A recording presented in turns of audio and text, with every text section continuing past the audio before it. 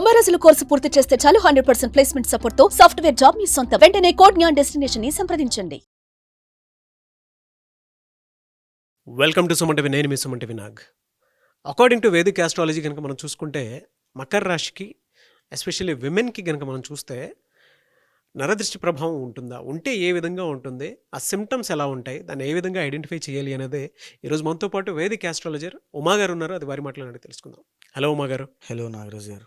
మకర రాశి స్త్రీలకు గనక నరదృష్టి ఉంటే సిమ్టమ్స్ ఎలా ఉంటాయండి, అసలు ఎలా ఐడెంటిఫై చేయాలి, ఒకవేళ దిష్టి ప్రభావం ఉంటే ఎన్ని రకాలుగా ఉంటుంది అది? ఇప్పుడు మనం మాట్లాడుకునేటువంటి అంశము మకర రాశి స్త్రీలు, అదేవిధంగా నరదృష్టి అనేటువంటి ఒక విషయం గురించి మనం మాట్లాడుకుంటూ ఉన్నాము.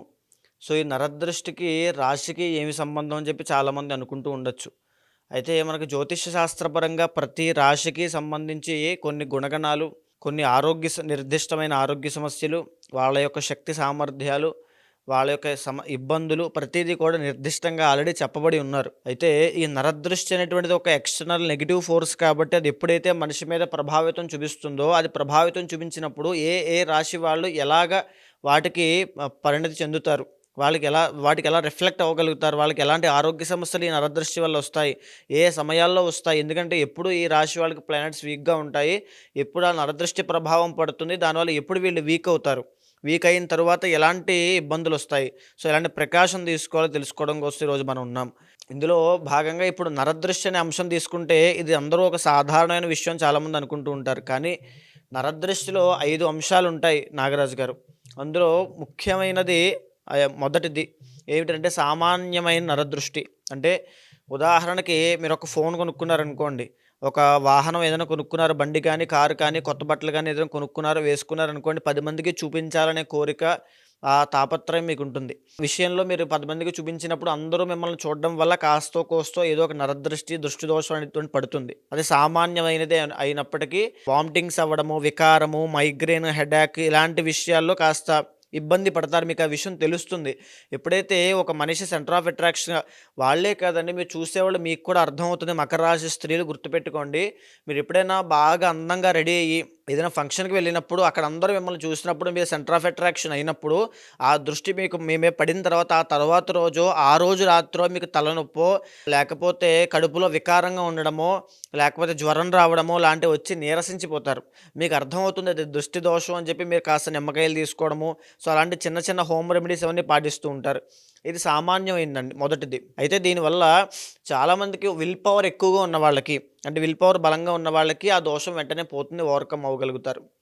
ఇక రెండవది మహానరదృష్టి అంటామండి. మహానరదృష్టి అని అంటే ఎప్పుడైతే ఒక మనిషికి మహానరదృష్టి సోకుతుందో యాక్సిడెంట్స్ పాలవుతూ ఉంటాడు, గాయాలు పాలవుతూ ఉంటాడు, రక్తం కళ చూస్తాడు, ఒకరి తర్వాత ఇంట్లో ఒకరికి మరణం సంభవించడం, ఎందుకు చనిపోతున్నారో అర్థం కాదు. అప్పటిదాకా ఒక అందమైన కుటుంబంగా వెలసిల్లినటువంటి వాళ్ళ కుటుంబము ఒక్కసారిగా వల్లకాట్లా మారిపోతుంది. అంటే ఇలా అంటున్నానంటే దాని అర్థం చేసుకోండి. వాళ్ళకి చాలామందికి ఈ భావన ఉంటుంది, ఎందుకు మా ఇల్లు ఇలా అయిపోతుంది, ఎందుకు మా ఇల్లు ఒకేసారిగా అందరూ చనిపోతున్నారు, తీవ్రమైన ఆరోగ్య సమస్యలు ఎందుకు వస్తున్నాయి, ఎందుకు ఇలా అప్పులు పాలైపోతున్నాము, ఎందుకు ఇలా మా కుటుంబంలో యజమాని ఉంటారండి, ముఖ్యంగా తండ్రి అవ్వచ్చు, అన్నయ్య అవ్వచ్చు, పెద్దవాళ్ళు అవ్వచ్చు, తల్లి అవ్వచ్చు, ఆ గార్డియన్, ఆ యజమాని కంప్లీట్గా నష్టపోతారు.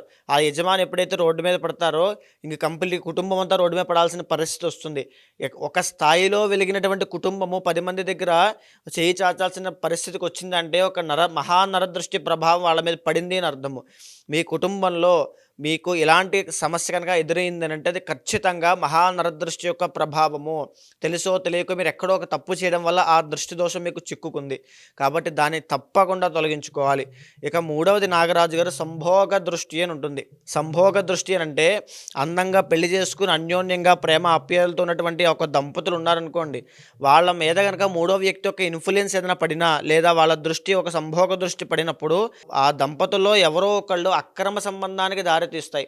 దీనివల్ల ఆ పెళ్లి చేసుకుని అప్పటిదాకా అన్యోన్యతతో ఉన్నటువంటి వాళ్ళు ఈ అనుమానాలు, సందేహాలు, గొడవలు, మిస్‌అండర్‌స్టాండింగ్స్, మనస్పర్ధలు, ఒకరినొకరు అర్థం చేసుకోకపోవడము, భర్త సరిగ్గా భార్యని పట్టించుకోకపోవడం, భార్య సరిగ్గా భర్తను పట్టించుకోకపోవడం, ఏమీ షేర్ చేసుకోలేకపోవడం, ఏదో పెళ్లి చేసుకున్నారు, ఉన్నారు, తింటున్నారు అంతే.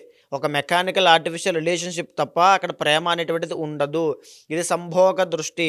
మీ భార్యాభర్తల మధ్యలో ఇబ్బందులొస్తున్నాయి, గొడవలొస్తున్నాయి అనంటే, కుటుంబంలో చిక్కులొస్తున్నాయంటే సంభోగ దృష్టి పడడం వల్లే వస్తున్నాయి. దీనివల్ల అక్రమ సంబంధాలకి దారితీస్తాయి. డైవర్స్ దాకా వెళ్ళేటువంటి అవకాశాలు కూడా ఉంటాయి. ఆ దృష్టి దోషం ఉన్నా ఖచ్చితంగా పరిహారం ఆచరించాలి. ఇక 4వది సంతాన దృష్టి అండి. మీరు చూస్తే మన కుటుంబంలో అవ్వచ్చు, మన చుట్టాల్లో అవ్వచ్చు, లేదా మన ఇంట్లో చంటి పిల్లలు అవ్వచ్చు, ఒక్కొక్కసారి అర్ధాంతరంగా మధ్యలో లేచి విపరీతంగా ఏడుస్తూ ఉంటారు. ఎందుకు ఏడుస్తారో అర్థం కాదు. ఆకలి వేయదన్నట్టుగా వాళ్ళు ఏం పెట్టినా తినరు, పడుకోరు.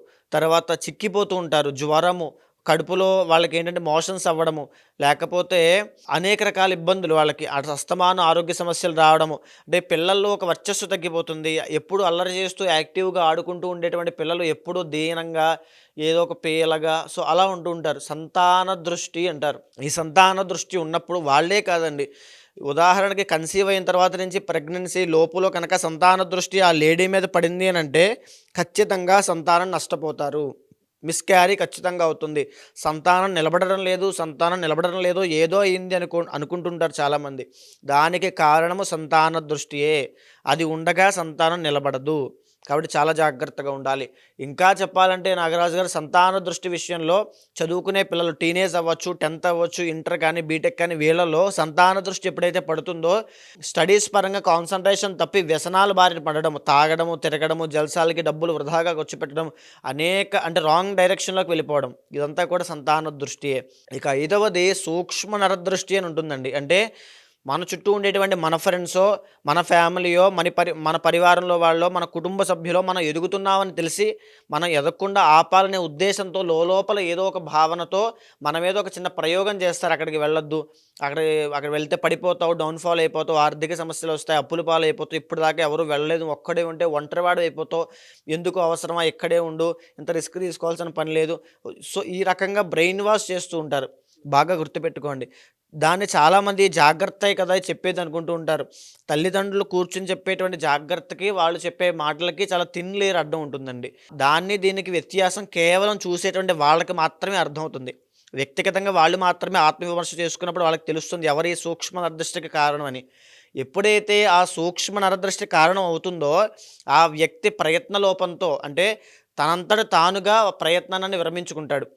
మీరున్నారనుకోండి, ఏదైనా ఒక దాంట్లోకి వెళ్ళి పెద్ద విజయం సాధించాలి, కొత్త రిస్క్ తీసుకుని ఒక కొత్త ప్రాజెక్ట్ స్టార్ట్ చేయబోతున్నారు అనుకోండి, నేను పక్కన నుంచి అవసరం అండి, నేను మీ మంచి కోరి చెప్తున్నాను, వద్దండి అన్నాను అనుకోండి, సర్లే ఎందుకులే మన మంచి కోరేగా చెప్తున్నారని ఆగిపోతారు.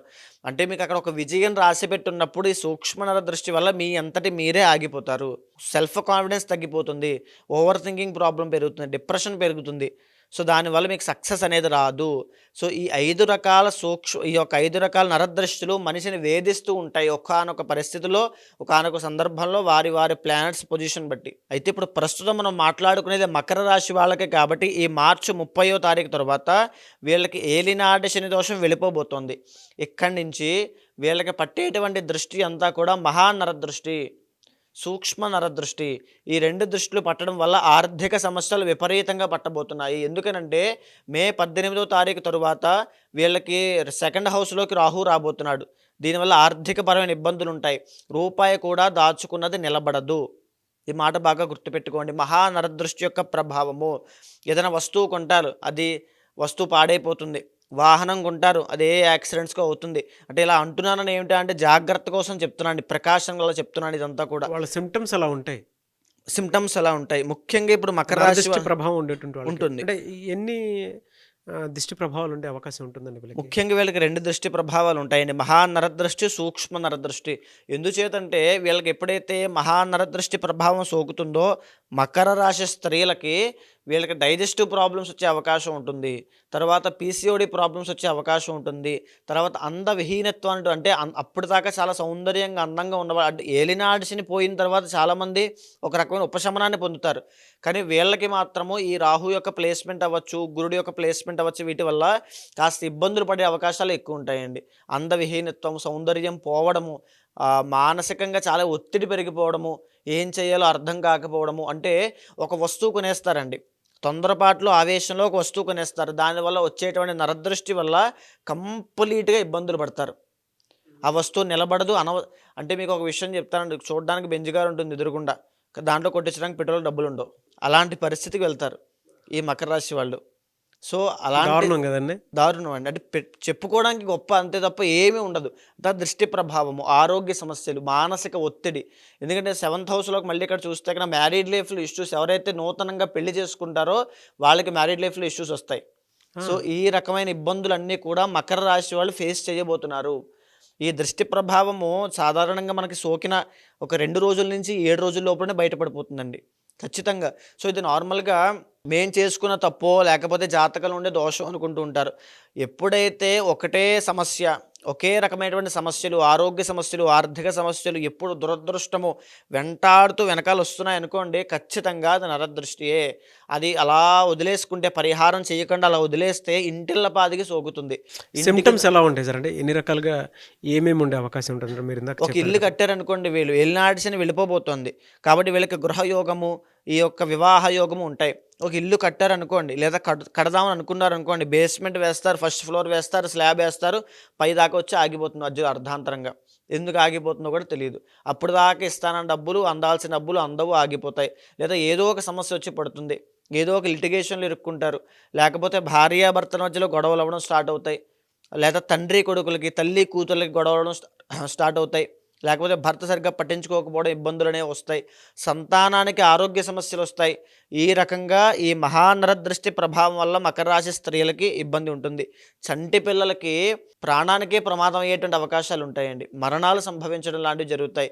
మహానరదృష్టి చాలా ప్రమాదకరమైంది నాగరాజు గారు. సో దీన్ని తేలిగ్గా తీసుకుని వదిలేస్తే ప్రమాదం మీద ప్రమాదం జరుగుతూనే ఉంటుంది. సో ఇక్కడ నేను చెప్తున్నానని కాదు నాగరాజు గారు, వాళ్ళకే అర్థమవుతుంది. నేను చెప్పేటువంటివి కూడా రాబోయే రోజుల్లో అవ్వచ్చు, ఇప్పుడు ఫేస్ చేసిన వాళ్ళు అవ్వచ్చు, ఖచ్చితంగా వాళ్ళకి కనెక్ట్ అవుతారు వీటికి.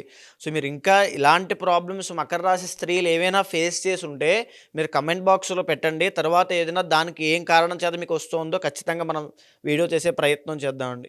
వాళ్ళకి తెలుస్తుందండి ఇదంతా చెప్పి? ఖచ్చితంగా అండి, వాళ్ళకి అర్థమవుతాయి. ఎందుకంటే మనది మకర రాశి కాకపోవచ్చు, కానీ వాళ్ళు ఖచ్చితంగా ఇది ఫేస్ చేస్తుంటారు. ప్రాబ్లం ఉన్న వాళ్ళకి, ఆ నొప్పి ఉన్న వాళ్ళకి తెలుస్తుంది.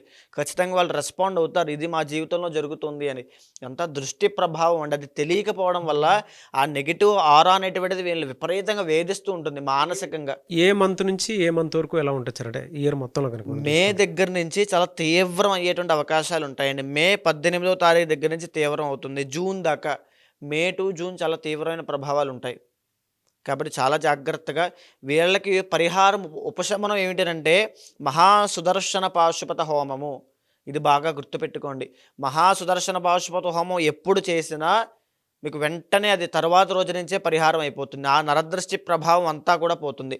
దీంతోపాటు ఉదయమే బ్రహ్మ ముహూర్తంలో నిద్ర లేవండి. నిద్ర లేచి ఓం శ్రీమాత్రే నమః అనేటువంటి మంత్రాన్ని ప్రతిరోజు 108 సార్లు జపం చేయండి. మీ ఇంట్లో వాళ్ళతో కూడా జపం చేయించండి. నరదృష్టి ప్రభావం ఇంటిల్లపాదికి ఎక్కడ ఉన్నా అంతా పోతుంది. సో దీంతోపాటు నాగరాజు గారు అక్టోబర్ తరువాత వీళ్ళకి ఒక రకమైనటువంటి విపరీతమైన తీవ్రమైన ఆరోగ్య సమస్యలు వచ్చేటువంటి అవకాశాలు ఉంటాయి. స్కిన్కి సంబంధించిన ఇబ్బందులు, బ్లడ్ ప్లేట్లెట్స్ పడిపోవడము, లేకపోతే ఈ హాస్పిటల్లో జాయిన్ అయ్యి హాస్పిటల్కి విపరీతమైన డబ్బులు ఖర్చు అవ్వడం లాంటివి జరిగే అవకాశాలు చాలా ఎక్కువ శాతం ఉంటాయి. సార్ రెమెడీ ఏమైనా ఉందా సార్ దీనికి? ప్రత్యంగిర హోమం అండి, అత్యంత శక్తివంతమైనటువంటి ప్రత్యంగిర హోమము. మకర రాశి స్త్రీలు కనుక ఇంట్లో జరిపించినా లేదా ఎక్కడ అమ్మవారి పీఠంలో జరిపించినా చాలా అద్భుతంగా పనిచేస్తుంది. ఆరోగ్య సమస్యలు పోతాయి, మానసిక, శారీరక, ఆర్థిక రక్షణ ఉంటుంది అమ్మవారి దగ్గర నుంచి. ఎప్పుడైతే ఆ అమ్మవారికి సంబంధించినటువంటి కుంకుమ ధరించిన లలాటం మీద, లేదా అమ్మవారికి సంబంధించినటువంటి రక్షాసూత్రం చేతికి ధరించిన, అమ్మవారి శక్తి సాక్షాత్తు వెనకాల ఉన్నట్టే. నరదృష్టి, ఎలాంటి దృష్టి ఏమీ వాళ్ళని ఏమీ చేయలేదు. ఎనీవేస్ థ్యాంక్ యూ అన్న, thank you so much Uma గారు. థ్యాంక్ యూ అండి. ఎవరికి వారికి సంబంధించినటువంటి వాటిలో కనుక మనం చూస్తే వ్యక్తిగత జాతకం ప్రకారం ఒక్కొక్కరికి ఒక్కొక్క దోషాలు అవి ఉంటూ ఉంటాయి. జనరల్గా మీ దగ్గరకు వచ్చి ఏదైనా యజ్ఞాలు, యాగాలు, హోమాలు చేయించుకుందాం అనుకున్నటువంటి వాళ్ళు ఉంటారు, పెళ్లిళ్ళకు ముహూర్తం పెట్టించుకోవాలి అనుకున్నటువంటి వాళ్ళు ఉంటారు, దాంతోపాటు కొంతమంది అన్నప్రాసన వాటికి సంబంధించింది కూడా ఉంటుంది, కొన్ని యజ్ఞాలు, యాగాలు, హోమాలు. సో వాళ్ళ బిలీఫ్ సిస్టమ్ ప్రకారం మిమ్మల్ని అప్రోచ్ అవుదాం అనుకుంటారు, అది ఏ రాశి వారైనా సరే, ఏ నక్షత్రం వారైనా సరే, వాళ్ళకి మీరు టైం ఇస్తారా? అపాయింట్మెంట్ తీసుకోవచ్చా? ప్రాసెస్ ఏంటి? తప్పకుండా అండి. మీరు కింద కనిపించేటువంటి నెంబర్కి కనుక కాంటాక్ట్ అయితే, ముఖ్యంగా ఈ జ్యోతిష్ శాస్త్రంలో ఎలాంటి సమస్యలున్నా, సందేహాలున్నా, లేకపోతే ఏదో మా మీద దుష్ప్రభావాలు ఉన్నాయి, ఇంట్లో శుభకార్యాలు ఆగిపోతున్నాయి, ఏంటో తెలియనటువంటి జీవితంలో అయిపోతుంది అనేటువంటి బాధ కానీ ఏమైనా ఉన్నా, ఖచ్చితంగా జ్యోతిష శాస్త్రం అనేటువంటిది ఒక నిర్దిష్టమైన పరిహారం ప్రతి ఒక్కరికి చూపిస్తుందండి. యాస్ట్రాలజీ అనేటువంటిది ఒక ఆయుధం లాంటిది మన భారతదేశంలో. ఇది వెస్ట్రన్ కల్చర్లో కూడా అలవాటైందంటే దీని యొక్క పవర్ ఏంటో ఆలోచించవచ్చు. సో యాస్ట్రాలజీ ద్వారా ప్రతి మనిషిని ప్రిడిక్ట్ చేయొచ్చు. ఆ వ్యక్తికి ఎప్పుడు ఎలాంటి సమయాల్లో ఎలాంటి జాగ్రత్తలు తీసుకోవాలో తెలుసుకోవచ్చు. ఎలాంటి ఆరోగ్య సమస్యల విషయంలో జాగ్రత్త ఉండాలి, ఎలాంటి వృత్తి వ్యాపారంలో సక్సెస్ అవుతాడు, ఎలాంటి సమయంలో పెట్టుబడి పెట్టాలి, స్టాక్ మార్కెట్ అవ్వచ్చు, లేకపోతే ఇన్వెస్ట్మెంట్స్ అవ్వచ్చు, గోల్డ్ అవ్వచ్చు, ప్రతి దాని విషయం గురించి ఈ ఆస్ట్రాలజీ చాలా కూలంకషంగా డీప్గా చెప్పింది. కాబట్టి దీన్ని అర్థం చేసుకునే విధానంలో తప్పకుండా అప్రోచ్ అవ్వచ్చు.